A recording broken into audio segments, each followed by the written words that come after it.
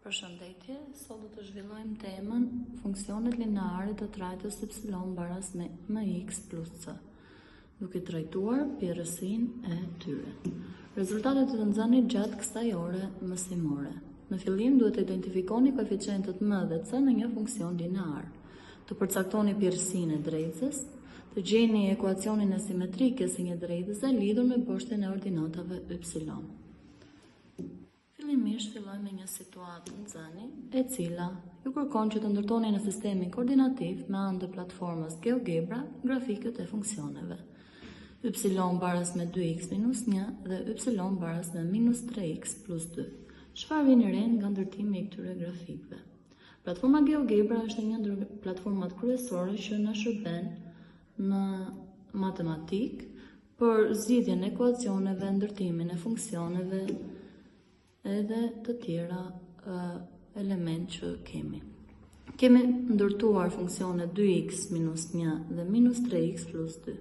Me ngjyrë jeshile paraqiten funksioni y 2x minus 1. Çfarë vëm re në këtë të drejtës? Shohim që me rritjen e vlerave të x-it, kur x nga 0 rritet në 1, vlerat e y-it shkon nga minus 1 në 1.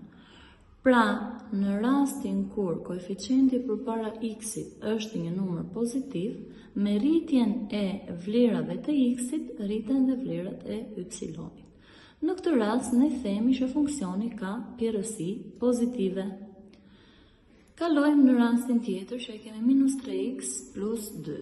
Është funksioni i paraqitur me blu. Marrim përsëri dy vlerat e x-it dhe shikojmë se çfarë ndodh me y-in. Kur x-i është 0, y-i është 2. Dhe kur x-i është 1, y-i është minus 1.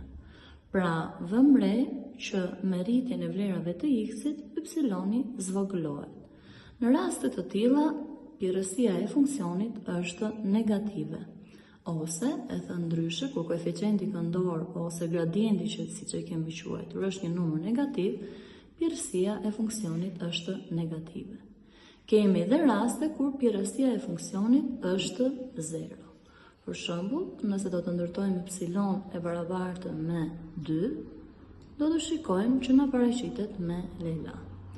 Vlerat e x-it rriten, ndërsa vlerat e y-it nuk ndryshojnë, qëndrojnë në të pandryshueshme ose konstante. Funksionet konstante e kanë pjerësinë 0.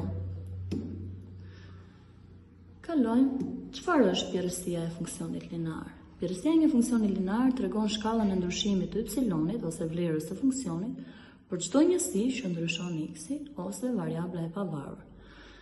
Në funksionin linear y e barabartë me mx plus c, apo siç e kemi shënuar dhe herë të tjera y e barabartë me ax plus b, koeficienti m tregon pjerësinë. Në qoftë se m-ja është një numër pozitiv, funksioni ka pjerësi pozitive.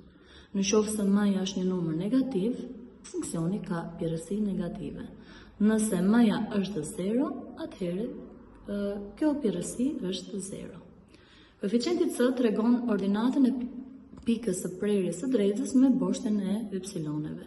Pra, pika e prerjes së grafikut y baras me mx plus c me boshtin e y-eve është pika 0c.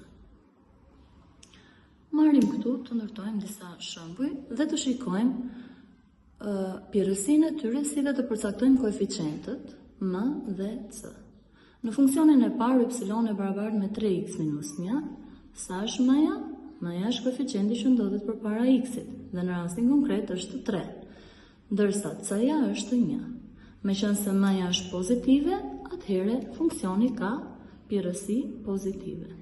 I ndërtojmë këto funksione në GeoGebra dhe shikojmë